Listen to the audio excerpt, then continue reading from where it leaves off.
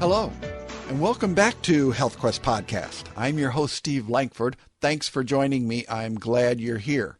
I'm really looking forward to this interview today. I'm going to be talking to Dr. Ralph Holsworth. Dr. Holsworth has been very influential in my understanding of a very important nutrient called nattokinase. It's my pleasure to introduce to you Dr. Ralph Holsworth. Tell us a little bit about enzymes and their role as a class of products that can help. You mentioned inflammation. I mentioned cardiovascular health. Give us an overview of the role of enzymes in the body and why they're important. And this will lead us into then discussing the specific enzyme nattokinase. Well, first and foremost, enzymes are biocatalysts. They accelerate biochemical reactions in the body that otherwise never would have occurred. So we would not be alive, we would not know life as we know it if there wasn't the existence of enzymes. Now, enzymes are proteins. They're catalytic proteins from a biochemical point of view. If we look from an immunologist point of view, they're called biochemical response modifiers. And I use that term because what it really portrays to me is that the intelligence, that the body accepts them, embraces them into the immunological system, actually realizes them as family, if you will, akin to the body. You mentioned earlier, enzymes nurture the body back to health. So that's an amazing item that we see, and it explains why a lot of people can tolerate the enzymes, because, again, your immune system is your defense system, and so if your immune system embraces it, then certainly your whole body will take nattokinase and other enzymes in and use them to the benefit of the overall good of the body. So those are the biochemical definition, and then also an immunological point of view. The enzymes come in through the GI system, the gastrointestinal. They actually come in through a lymphatic issue. We call it GALT, gut-associated lymphoid tissue. Again, and that's an area where we have a profuse receptors and immune system. They really are unique in that capacity. Now, we contrast that with pharmaceutical agents. The immune system says they're foe. They are not like us. So the body takes them and degrades them, breaks them down through the liver, and then it's actually the metabolites, the breakdown products of pharmaceutical agents that are, quote-unquote, the active ingredients. And I think that's one of the reasons we see so many people react adversely to drugs, is because we don't all break things down the same way. So I want to make that clear distinction that as far as the safety and efficacy of enzymes in comparison to pharmaceutical agents.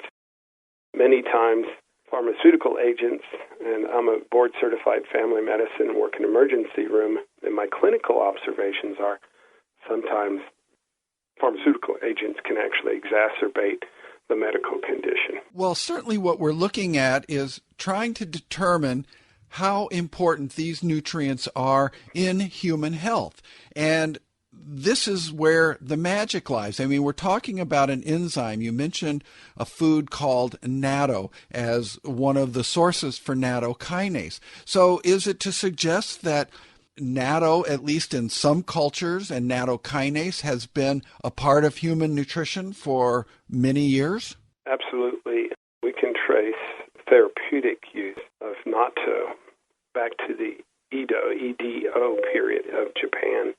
There is actually evidence of samurai warriors who not only took it themselves, but also fed it to their horses.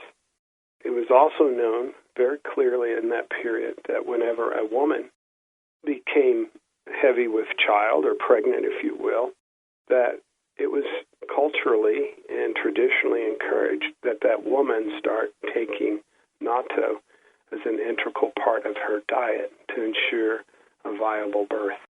Let's fast forward then from there to the beginning of the scientific inquiry that led to the introduction into the United States. What was it that led to this excitement over this enzyme. Give us a little overview of how that started. It's a very interesting history, and this is Dr. Yoki Sumi, who's a PhD. His studies were in thrombolytic enzymes. Those are enzymes that break up blood clots.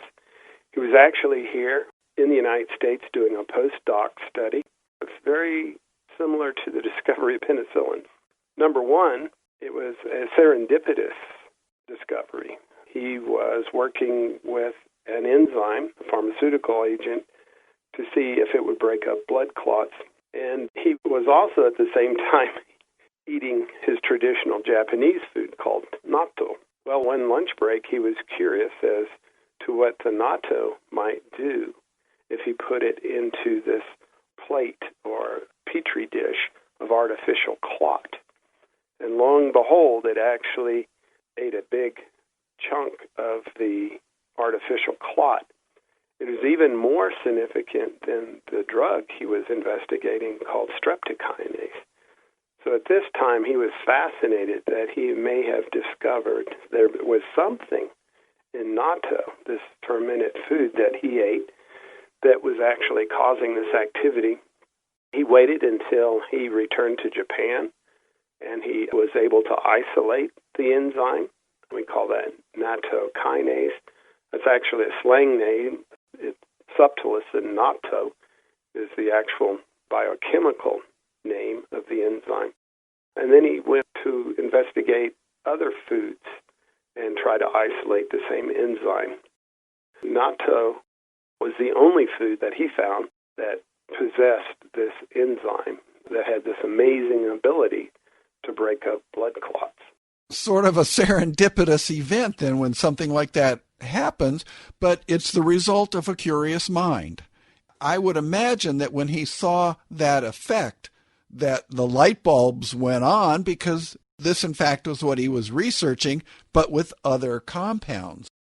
What an interesting story. How did it go from there? When did nattokinase get into its own world of research? Well, interestingly enough, it actually had a fairly protracted development.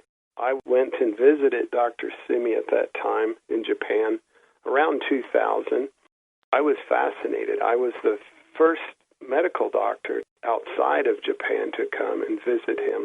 He shared with me very generously all his laboratory research, and I was very encouraged and shared the same enthusiasm that he had. Then at that time, there was, at the same time, a commercialization or a large-scale production of the enzyme derived from the fermented product natto.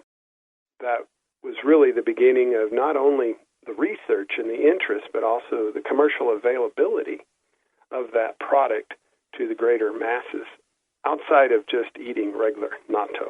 I'm intrigued as to what kinds of things you do at this point. Once you know you have something with potential, what do you start to do in the research that leads you forward? Give us an example of some of those studies, if you can. Always we want to know how something is working. We want to document that it is working, and we have anecdotal evidence of that throughout history. So that gives us an insight. Dr. Sumi was able to show that it affected the plasminogen system. That is, again, part of the body's innate ability to break up its own blood clots. I call them little Pac-Mans. We call it plasmin. We produce our own enzyme that cleans the garbage, if you will, out of our bloodstreams. What Dr. Sumi found and was able to show in the laboratory that nattokinase increases this enzyme inside of our body. Actually, 90% of the actual effect of nattokinase is in its ability to upregulate or empower our body's own ability to break up blood clots. I thought this is very significant because most of the pharmaceutical agents work directly on the blood clot, and we have people that can have bleeding episodes, adverse drug reactions from that, whereas nattokinase just nurtures the whole system. So there's what we call balances and counterbalances in the blood's ability to clot or not clot that is preserved. So that check and balance, I think, is so strategic that we preserve that, and nattokinase does that. It allows the blood to flow better. That was what I contributed, was I felt that nattokinase was decreasing the thickness of the blood. And in fact, our laboratory and clinical studies showed it decreased the thickness of the blood up to 20%, as well as help prevent these additional inadvertent blood clots. If we have a blood clot in the heart, we call it a heart attack. If it's in the brain, it's an ischemic stroke. Or if it's a blood clot in the leg, we call it deep vein thrombosis. Or if it unfortunately dislodges and heads to the lungs, we call that a pulmonary emboli.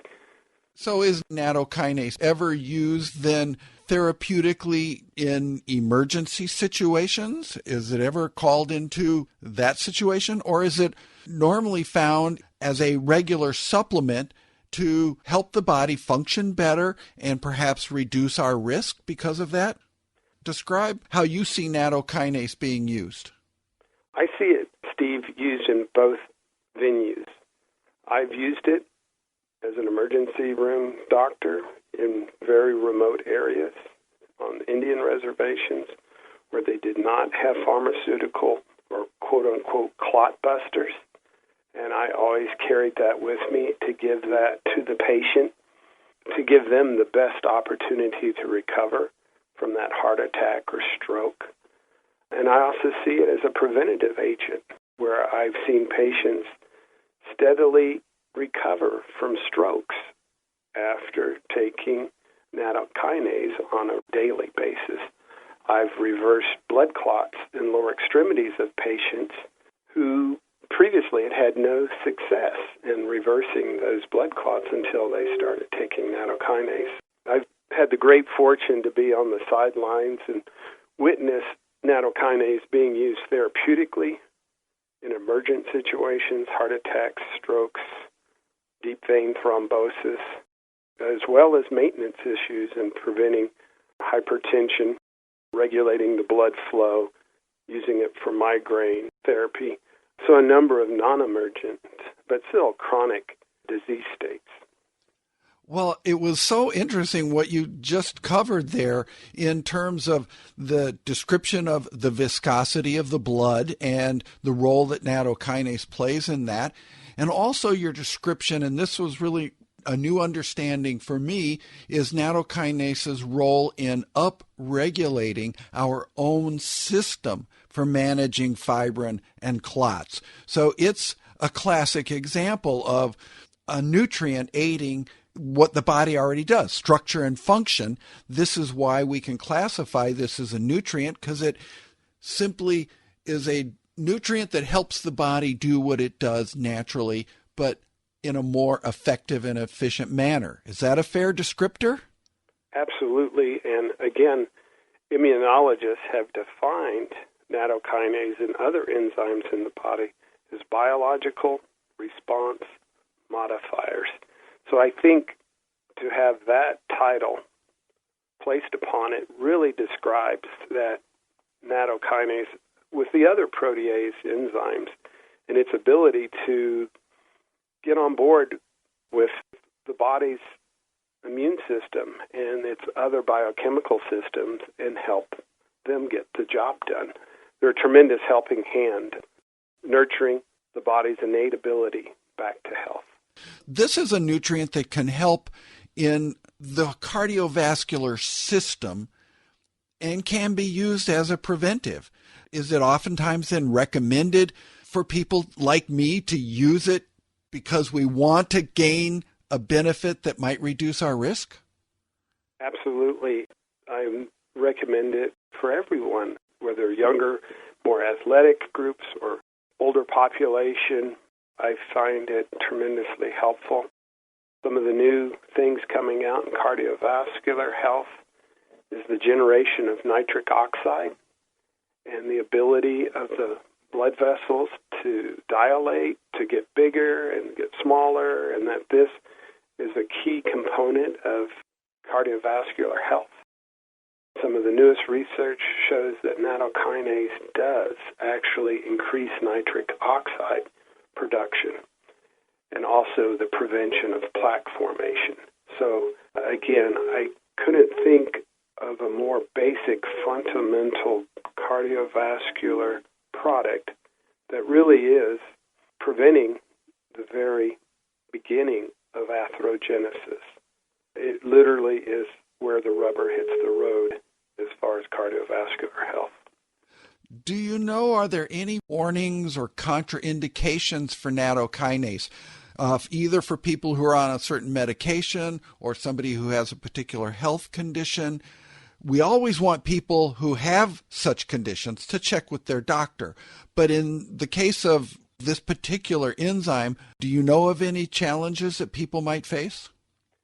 Yes, there are some absolute conditions in which a person should not take it, and that would be anybody that has a hemophilia type condition of von Willebrand's. These are genetic predispositions where patients cannot adequately form a blood clot. So nattokinase, although it's very safe, it's also very powerful and very therapeutic. We don't want to do anything to tip the scales on patients that have a congenital inability to form a blood clot. So the other group would be patients that are on warfarin. They can still take nattokinase, but you have to be sure that there's no vitamin K in the nattokinase.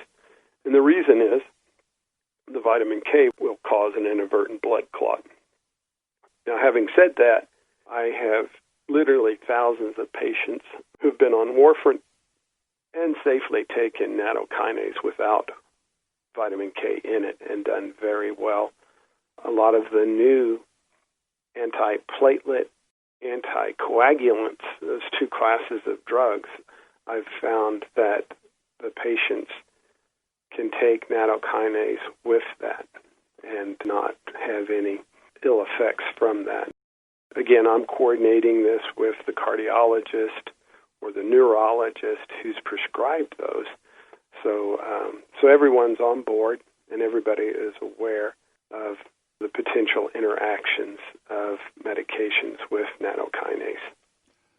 It sounds to me that it's possible that if you're on some of these medications and you take nattokinase, it might end up that you are over-medicated and that it might actually be possible to reduce the medication as opposed to reducing the nattokinase. Is that a possible outcome? Do you ever see that happening? Absolutely. What we see with, and I've witnessed this many times with patients on warfarin, or the trade name is Coumadin, once I start using both, what I find out is that the warfarin is broken down in the liver, and the liver becomes more efficient at breaking that down. And I'm monitoring the thinness, if you will, on these patients with what we call prothrombin and then INR times. So we're tracking that accurately. And what I find out that to maintain that target INR, if you will, then I don't need as much warfarin to prescribe. I can decrease that amount. Instead of maybe taking 5 milligrams at bedtime, maybe they only need 2 or 3 milligrams. Of course, it varies tremendously with patients, but the general course of events I see is that I can decrease the amount of warfarin once I start the patient on nattokinase. The other one, now that you brought it up, thank you, is blood pressure medicines. I think that nattokinase provides a different modality of treatment, and I see usually 7 to 10 days after I've started nattokinase that patients, I can wean them down on some of their antihypertensives or their blood pressure medicines because we're adequately controlling a new paradigm with the nattokinase. So it's been very useful for the control of blood pressure as well. And it goes to show that there is a strong, credible history of clinical research, and we've recommended PubMed because that is where you can go and see a large body, perhaps the best place to go to see the large body of work that's been done. You can have a field day if you're inclined to research that. There are other resources as well. So it's in your interest to learn about this nutrient and what it might do for you. If you're looking to improve your cardiovascular health, nattokinase is something that may fit the bill. Well, Dr. Holsworth, we're very near the end of our time. I want to give you the last word. Is there anything that we didn't cover today that you would like to make sure that our listeners hear?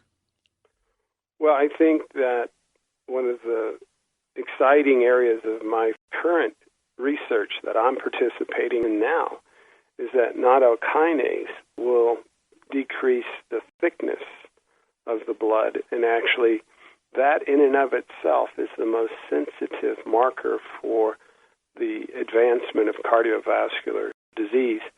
So I encourage everyone to look at bloodflowonline.com. We'll try to post this whole new area. There's 300 cardiac risk factors. They all make your blood thick.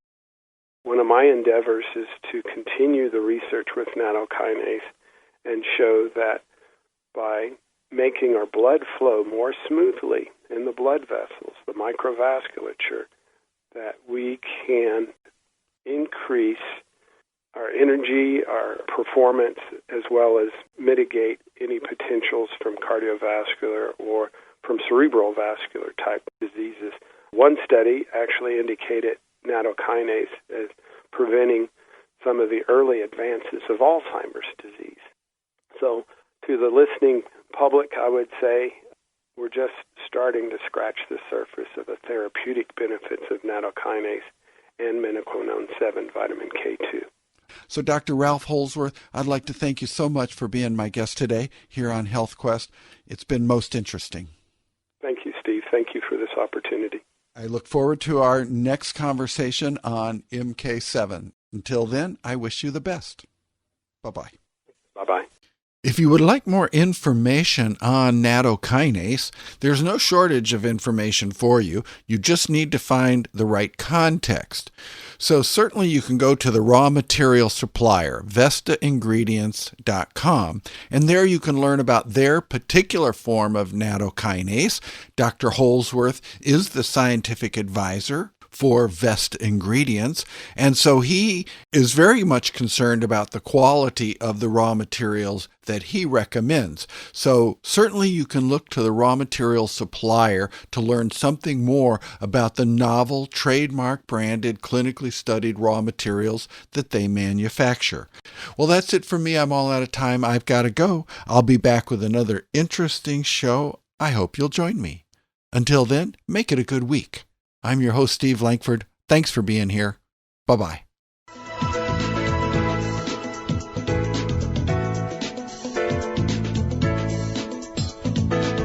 Thank you for joining us today on Healthquest. You want to improve your health? Healthquest can help. For more information and interviews that help you, visit healthquestpodcast.com.